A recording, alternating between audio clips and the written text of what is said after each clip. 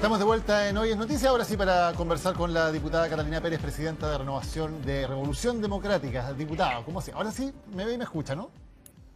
Ahora te veo y te escucho. Perfecto. Espero que no sea un augurio nuestro problema de comunicación de lo que espero pase en los próximos días. No, a ver, vamos a ver, porque problemas de comunicación ha habido hartos en la oposición. Y es Sí. bastante difícil entender lo que ha ocurrido acá. Ayer se decía que no estaban dispuestos a un pacto nacional de primarias y hoy día parece que sí con algunas condiciones. ¿Qué es lo que cambió?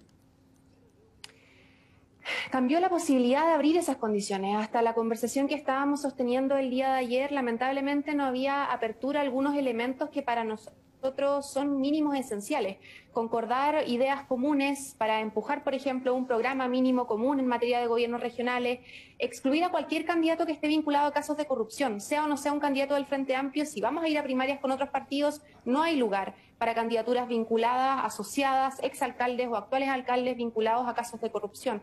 Y en tercer lugar, que efectivamente estén todos los alcaldes disponibles a ir a primaria, porque lo que nos ha pasado es que se nos dice primarias a nivel público, pero lamentablemente a la hora de conversar se termina excluyendo a los actuales alcaldes en ejercicio y creemos que lamentablemente esas no son condiciones de desarrollar una primaria democrática. Esos elementos los explicitamos el día de ayer y creo que ha servido para mover algo la conversación a pocas horas de que se cierre la posibilidad de un acuerdo en la oposición para hacer primarias conjuntas. Diputada, pero lo que dice ayer el Frente Amplio no es lo que usted está diciendo ahora. Lo que decían ayer era que no estaban las condiciones para realizar primarias, no se ponían esas condiciones, sino que sencillamente se descartaban las primarias y se abrían a pactos por omisión. Entonces hay un cambio, evidentemente, entre el discurso de lo que decía ayer el Frente Amplio y lo que está diciendo ahora.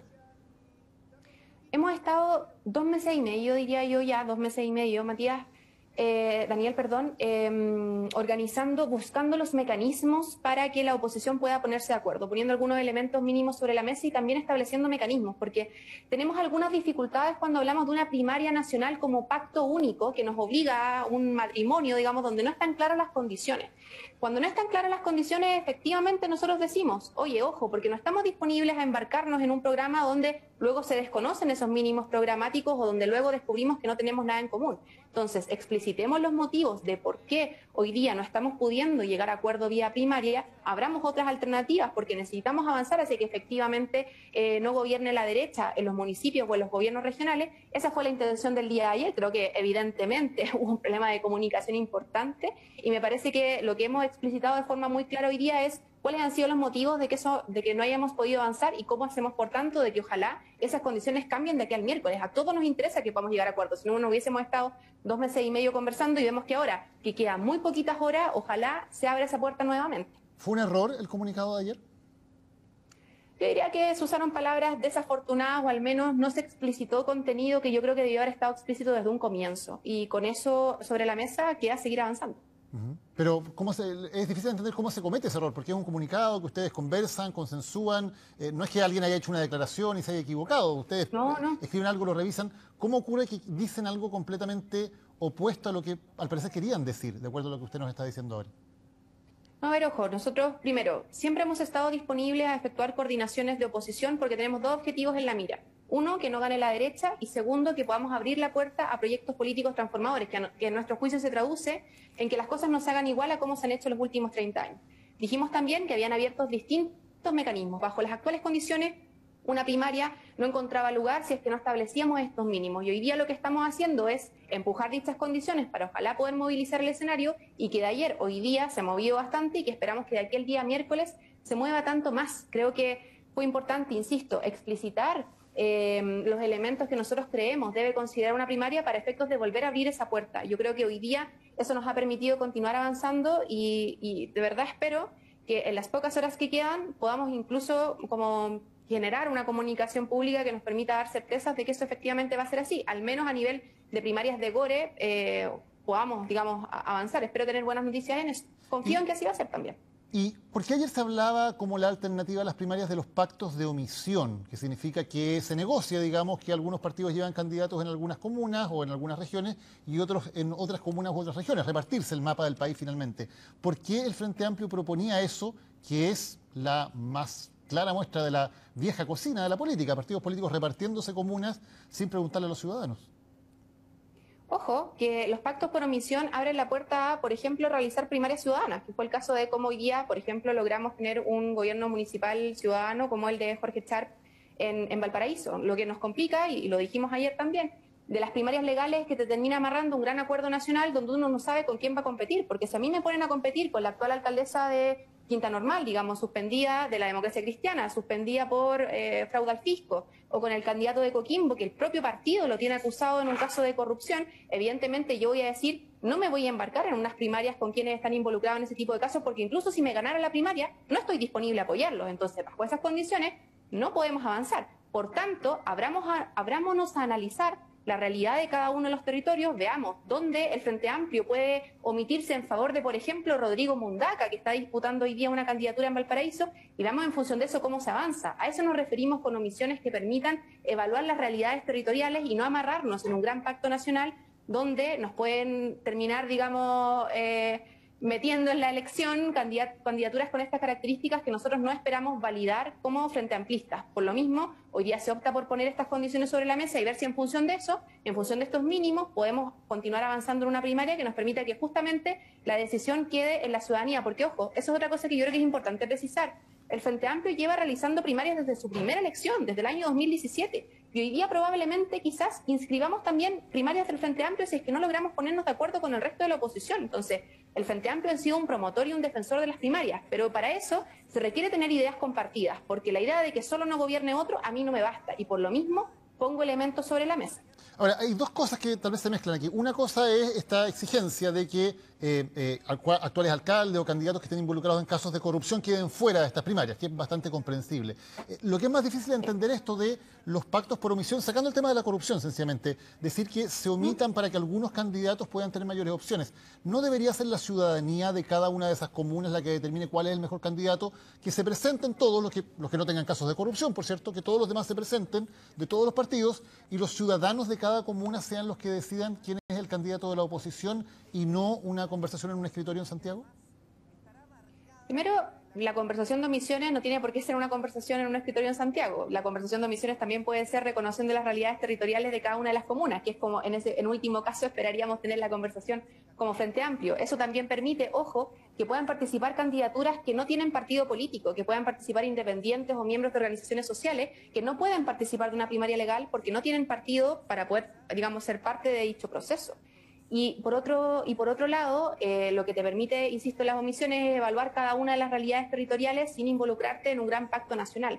¿Es eso lo que queremos? No es eso lo que queremos. Lo que queremos nosotros es empujar, y por eso hemos estado trabajando 2 meses y medio, empujar primarias bajo ciertas premisas base. Esas premisas base las explicitamos, dado que hasta ahora no hemos tenido buena respuesta de parte de los otros partidos, y insisto en que esperamos que, ojalá, habiéndolas explicitado, podamos continuar avanzando y no sigan paralizadas las conversaciones como estaban hasta el día de ayer. Y por lo tanto, si se cumplen estas 3 condiciones que estaba poniendo el Frente Amplio, ¿ustedes van a primarias en todo el país bajo esas 3 condiciones? Espero que sí.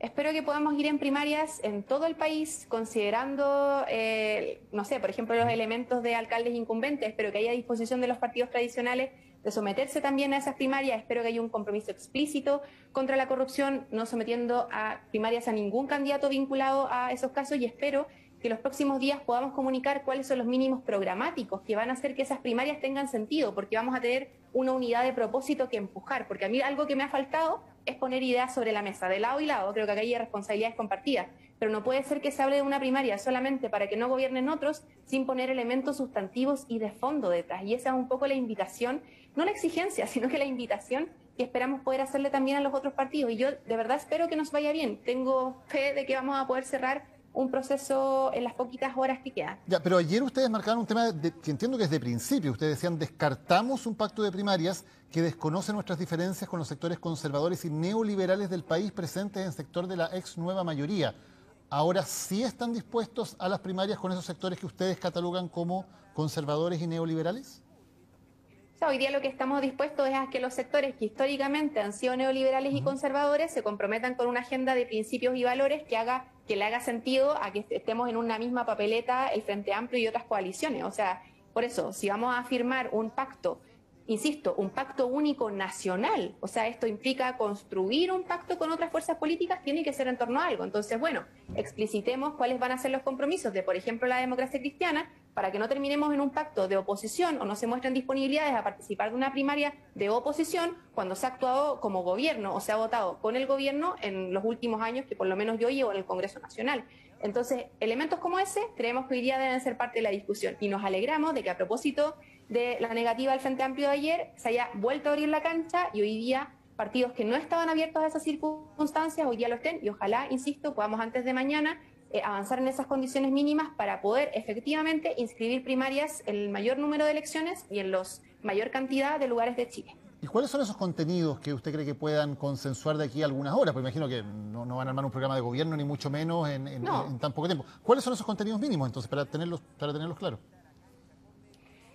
Primero depende si hablamos de gobiernos municipales o de gobiernos regionales. A mí me parece que en ambos casos el compromiso transversal con la transparencia y la participación ciudadana en materia de gestión tanto regional como comunal es un mínimo esencial.